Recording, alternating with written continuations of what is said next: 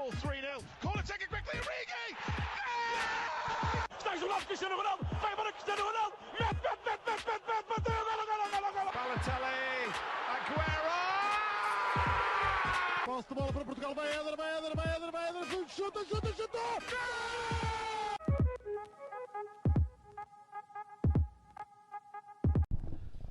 Olá, sejam muito bem-vindos a mais um episódio do podcast do Spanenka. O meu nome é João Blanco, estou com os habituais João Gil e Miguel Rocha. Pela primeira vez em muito tempo temos um painel de 4 pessoas e estamos cá todos para receber um convidado. E o convidado é repetente, Rui Miguel Tovar. Tudo bem? Muito obrigado, prazer pelo convite. Sempre um gosto estar com vocês, desde o primeiro dia. Obrigado, já é a terceira vez que o Rui Terceira. vem ao nosso projeto, a primeira online para fazer aquilo que nós achávamos ser o melhor 11 de todos os tempos, sendo que eu e o Rocha, na altura ainda era o Rodrigo que gravava connosco, temos uma imensa experiência e cultura de tudo aquilo que é a história do futebol, obviamente. Lembro-me de ver o WM de Herbert Chapman, de certeza. Uma segunda vez, ainda quando estivemos naquele estúdio, para discutir um bocadinho que era o futebol nacional na altura, a atualidade, e hoje vamos também fazer um bocadinho isso, em parte, mas sem deixar de começar por uma nota mais sobre Artur Jorge, uma figura muito marcante do futebol português que nos deixou esta semana. E Rui, quero-te perguntar exatamente por ele. Eu acho que aquilo que ficou para as gerações futuras de Artur Jorge, se calhar é um bocadinho menos do que aquele foi realmente. Também porque é uma figura que ficou muito ligada ao Vietnã do Benfica, e o Gil também vai falar um bocadinho sobre isso de certeza. E se calhar pensa-se mais, pelo menos eu como adepto de fora, e o Rocha também já vai poder dizer isso, pensa-se mais daquela Champions do Porto de 87 como se calhar um feito Pinto da Costa como provável do caldo de algum treinador. Isto pode ser algo completamente errado, mas é a noção que eu tenho. Eu queria te perguntar se achas que isto é uma noção justa ou se achas que é uma figura muito mais impactante do que isso. Não, é uma noção incompleta. A justiça do Benfica, os resultados falam por si, portanto não há muito a dizer, quer dizer, há sempre muito a dizer porque cada jogo tem a sua história e cada contratação também, e a partir daí aquilo que nós julgamos ser uma folha em branco, de repente já são 100 páginas de um livro para dar conta de contratações ou dispensas, não é? Lembro-me do Perredome, do Perredome a entrar, do Panera a sair, de Isaías, portanto há uma série de jogadores do Benfica que estão identificados com o Artur Jorge para o bem ou para o mal. Mas há muitas coisas do Artur Jorge antes de que não se falaram e que têm que se falar obrigatoriamente, porque antes de mais foi um goleador, não só do Benfica, mas também da Seleção Nacional, desde as camadas jovens até à Seleção A. Esse legado como jogador se calhar também fica um bocadinho prejudicado por ter partilhado o campo com o Eusébio, com outras estrelas. Não, eu acho que partilhou e acho que engrandece o feito dele fica maior ainda porque foi 2 vezes melhor marcador do Benfica e do Campeonato Nacional com o Eusébio na equipa. E isso nunca aconteceu na história. Portanto, nos 15 anos que o Eusébio jogou em Portugal, na primeira divisão, pelo Benfica, só houve um jogador que ganhou 2 bolas de prata seguidas, foi o Artur Jorge, e estava no Benfica. Portanto, a competição era direta e ele conseguiu, de facto, ganhar protagonismo com o Eusébio na equipa. E isso é um feito irrepetível, não é? Porque o Eusébio já não está cá, o Artur Jorge também não. E é um feito que muito pouca gente tem noção, porque os números do Eusébio são avassaladores. Mas naqueles 2 anos, o Artur Jorge foi mais avassalador que o Eusébio. E só isso já é um êxito inesquecível. Portanto, isso como jogador já é uma proeza inacreditável. E depois, como treinador, foi aquilo que se viu, não só do Porto, mas também do Paris Saint-Germain. Também teve projetos que não deram bem, o Matra Racing, que é para onde ele vai a seguir a ser campeão europeu, é um projeto que não saiu bem. Era um clube que tinha injetado muito dinheiro, que se perspectivava ser daquilo que foi o PSG uns anos depois, mas não foi. E então o Artur Jorge voltou para o Porto, onde teve que lidar com uma limpeza de balneário, a primeira, não é? Porque a segunda foi no Benfica. A primeira foi bem sucedida no Porto, a segunda não foi no Benfica. Porque no Porto ele teve que tomar conta dos mais novos e livrar-se, por assim dizer, dos mais velhos. E conseguiu ser campeão. Obviamente que há épocas más, há épocas assim, há épocas boas e há épocas extraordinárias. No caso do Arthur Jorge, tem muitas épocas extraordinárias e isso é que é de enaltecer. É bom dizer que no primeiro ano de sempre do Arthur Jorge na primeira divisão foi com o Belenenses e o Belenenses desceu de divisão, não com o Arthur Jorge, mas foi o Arthur Jorge que começou essa época de 81-82, aliás, o primeiro jogo é no José Alvalade, 2-2, que é um jogo que acaba 10-8, se não me engano. É um jogo muito confuso, o Sporting empatou no fim com um penalti, foi tudo muito esquisito, houve muitas polémicas. 2-2, a verdade é que o Sporting foi campeão nesse ano e o Belenenses desceu. Portanto, naquele primeiro dia perspectivava-se tudo contra o oposto. Portanto, o Arthur Jorge não começou bem. Mas aquilo que ele fez no Porto, com a ajuda de todos, e falaste do Presidente, também teremos que colocar aqui Pedroto. o adjunto. Sim, claro, portanto, ele foi Que até é por ele que chega ao Porto. Exatamente, sim. Portanto, também aí há uma prova de caráter e de visão de jogo do Pedroto, não é? Porque de facto o Arthur Jorge conseguiu meter o Porto na ordem, nos títulos, a jogar bom futebol, não é só a ganhar, é jogar bom futebol. Aquela equipa de 84-85, se formos ver os resumos, é talvez a melhor equipa do Porto sempre. E eu sei que é o Porto de Mourinho e é o Porto de Vila Boa, já sei disso. Mas aquela equipa, com um estrangeiro ou dois, só, uma equipa muito portuguesa, conseguiu resultados surpreendentes. E só não foi mais longe na Europa porque, na primeira época, apanhou o Wrexham, não é desculpa, né? Porque era uma equipa da 4ª divisão inglesa, mas depois na segunda foi eliminado pelo Barcelona, 2-0 em Barcelona, depois 3-1 nas Antas, portanto eliminado pela regra dos golos fora, foi muito ingrato. E depois conseguiu ser campeão europeu.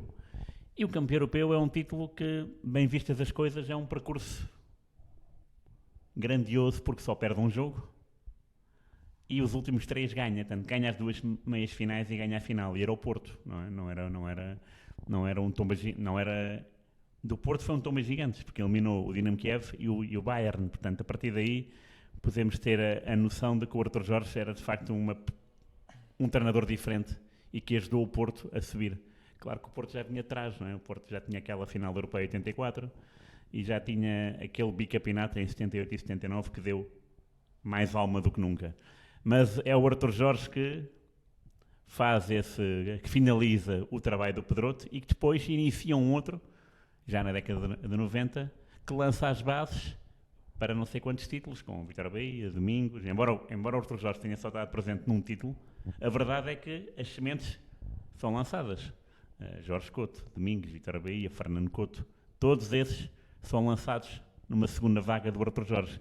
E depois há o Arthur Jorge no PSG, ganha a Taça de França num ano e no ano seguinte é campeão francês pelo PSG, que é uma equipa que é bom de ver. Temos que ver. Agora, nada, claro. nada. E eliminou nessas 2 épocas o Real Madrid da Europa. Portanto, é o único treinador que eliminou 2 vezes o Real Madrid seguidas. É verdade que é preciso também haver a casualidade no sorteio de juntar o Real Madrid, não é? Claro, Porque se calhar para muitas equipas que conseguiram eliminar o Real Madrid. Mas o PSG é uma delas, com o Arthur Jorge.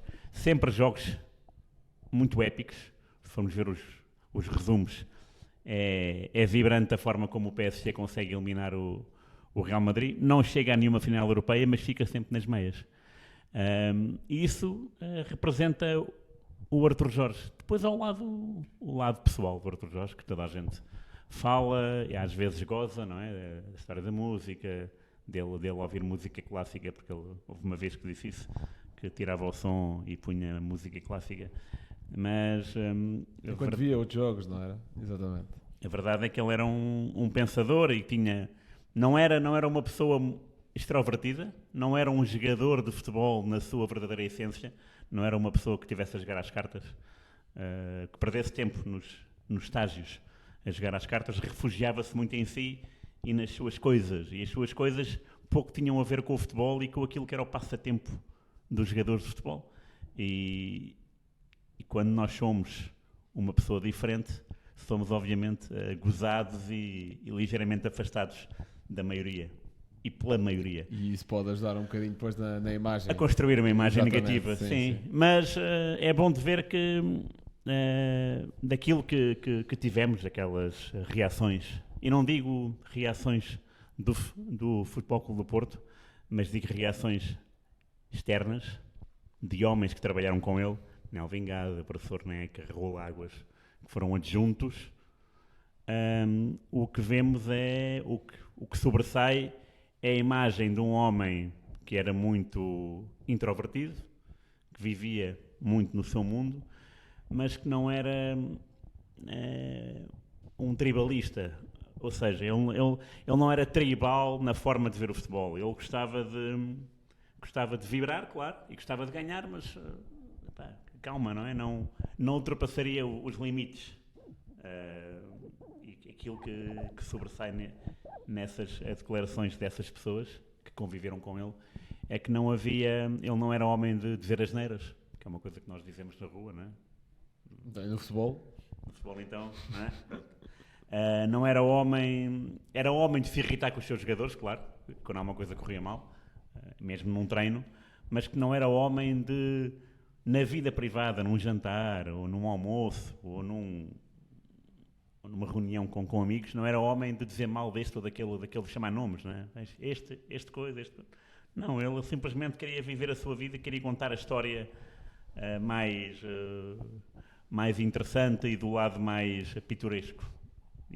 E é isso que devia sobressair. Agora, é uma pena ele ter saído da ação e ter estado tanto tempo fechado, porque de facto ele estava doente há muito tempo.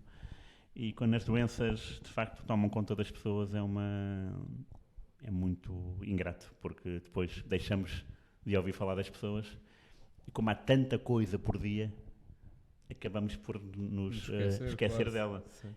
A minha memória é muito grata porque entrevistei o Artur Jorge, entrevistar, sentado à frente dele uma vez, na casa dele, ali perto das Amoreiras, em 2002. Tinha 25 anos, não tinha saído lá contente, mas sem a emoção, se fosse agora sairia feliz da vida. Na altura saí contente porque ele disse-me coisas engraçadas. Era para uma revista de futebol cujo diretor era o meu pai, portanto ele é que me enviou como enviado especial, digamos assim, à casa dele. E depois, quando ele esteve no jornal, quando eu estava no Jornal Record, ele treinou a Seleção dos Camarões, treinou o Carretel de Lusitanos, não é? Treinou o Al Nassr, treinou o Al-Ali, o Al Hilal, tanto equipas que hoje estão na moda. Ele em 2000 e 2001 treinou essas equipas. E era eu que, como estava no futebol internacional, era eu uma das pessoas que lhe ligava sempre a seguir um jogo, porque era assim que nós fazíamos jornalismo, era ligar para o interveniente. É claro que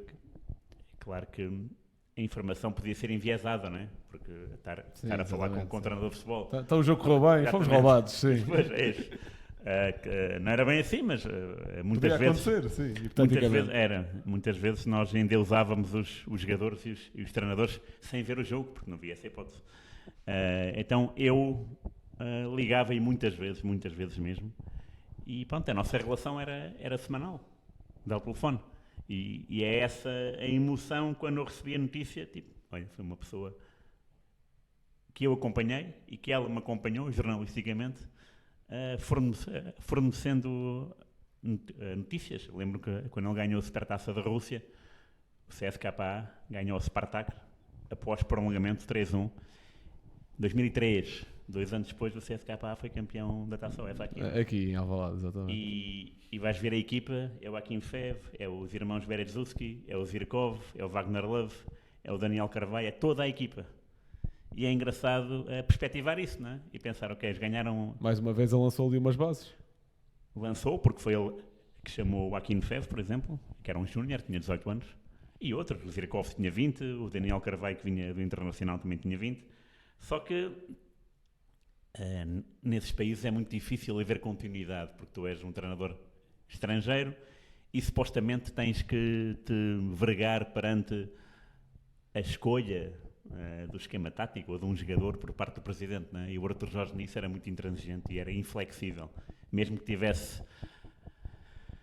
já tivesse sido campeão nacional, isso aconteceu na Arábia Saudita, pelo Al Hilal, se não me engano, ele já tinha sido campeão nacional, faltavam 2 jornadas e o presidente pediu-lhe para meter um jogador e ele recusou meter esse jogador. Pronto, e foi despedido. Portanto, ele não esteve, ele no fundo, ele foi campeão, mas não estava lá nos últimos 2 jogos.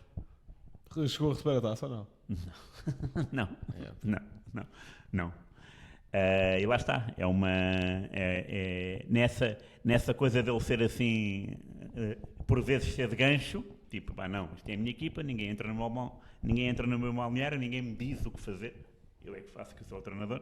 Isso às vezes tem implicações que podem ser históricas, não é? E pronto, é um dado, essa história do Al Hilal é um dado. Depois há outros, sei lá, nos Camarões não vai ao Mundial porque o Vomé, que era um lateral do Inter, falhou um penalti aos 90+6, Camarões-Egito, última jornada. Em que ano? 2005, para o Mundial 2006.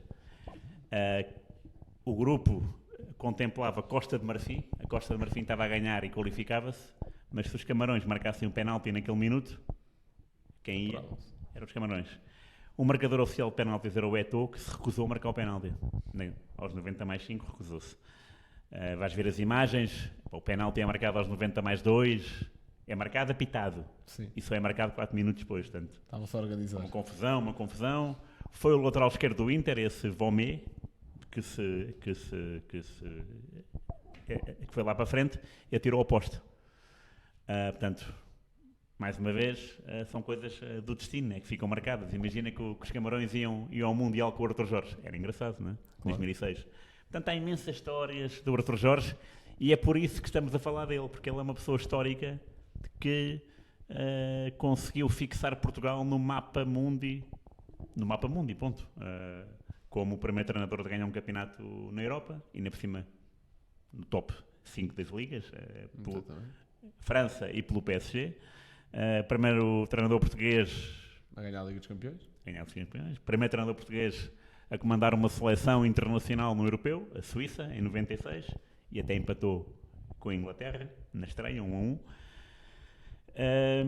E depois tem uma série de apontamentos. Primeiro treinador a ir para o Al Nassr, primeiro treinador a ir para o Al Hilal. Portanto, há aqui uma série de histórias muito, muito interessantes, já para não falar da filosofia de jogo que ele implementou no Porto e que de facto tornou-se célebre mais tarde.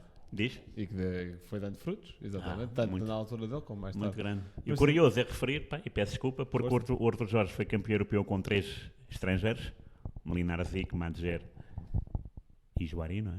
Não, e Celso. Portanto, na equipa inicial estava Celso brasileiro. Estava lá para ver, não era, Rocha?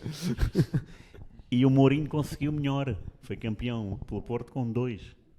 Inacreditável. Carlos Alberto e o McCarthy, não?